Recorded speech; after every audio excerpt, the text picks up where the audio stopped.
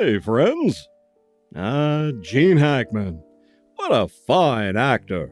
I'm gonna miss that guy. He famously said once that he wasn't trained to be a star or a celebrity. He was trained to be an actor. What a great attitude. Glaringly missing from today's disposable celebrities. While Gene Hackman only got into films in his 30s, he had the training to master the medium. He'd been retired for 20 years. Hard to believe, isn't it? But his last movie was made in 2004. I guess when I saw the news that he passed away, I felt the same way as when Sean Connery passed on. Kinda shocked, because the guy had been such a fixture in film for so darn long. You didn't realize he'd been retired all that time. I'll probably feel the same way when Jack Nicholson goes.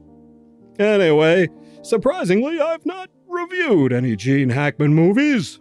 Why? Because I felt my tiny little channel was unworthy of the works of Gene Hackman, or as I call him, Gene Mother-effin' Hackman, because he was so awesome. But when he passed away, I thought, what would Gene do? Why, Gene would kick that hesitancy right in the backside and review one of his movies. So this time, we're taking a look at one of Gene Mother-effin's later films, Heist, from 2001. Not to be confused with this TV movie from 1989, or this one from 2015. Our story goes like this. Gene Mother-effin and his team of thieves are staging the robbery of a jewelry store by doping the staff just before opening. But then the team discovers that one of the staff didn't succumb, and then Gene has to personally deal with the matter. In the process, unfortunately, Gene Mother-effin's mug is captured on videotape by the security cameras, and he can't get to the tape decks.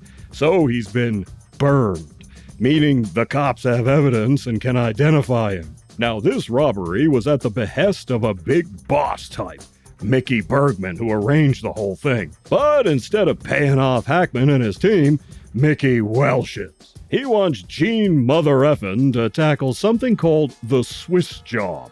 Hackman is hesitant because he's been burned and has to leave town. But in the end, he agrees.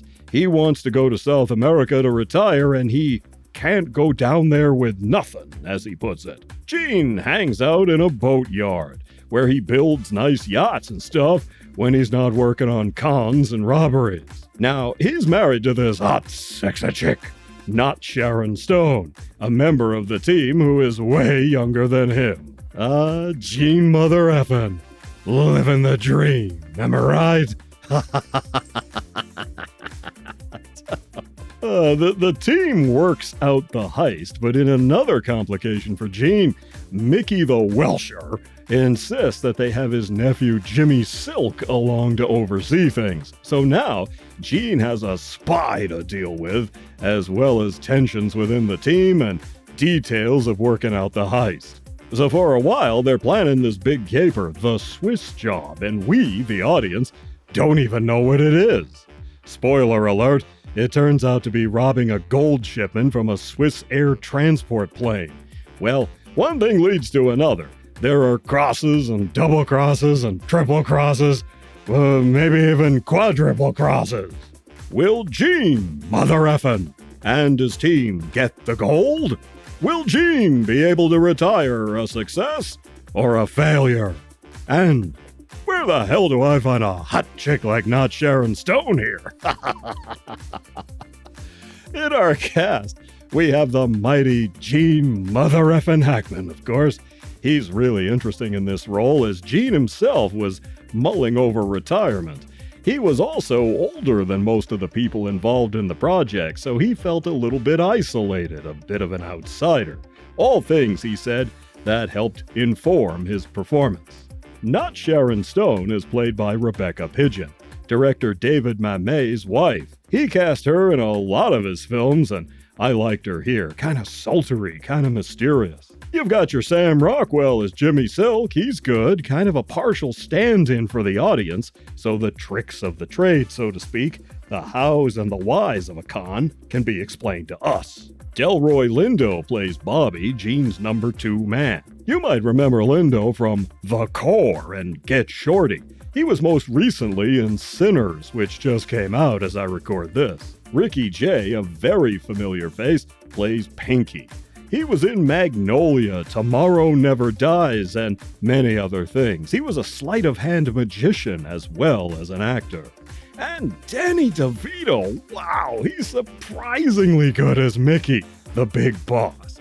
He's a bad guy, but kind of funny, too. I think this was one of the first more serious roles he did that I saw him in, aside from LA Confidential, and he knocks it out of the park. Now, it's true, there are a few lapses in plausibility here.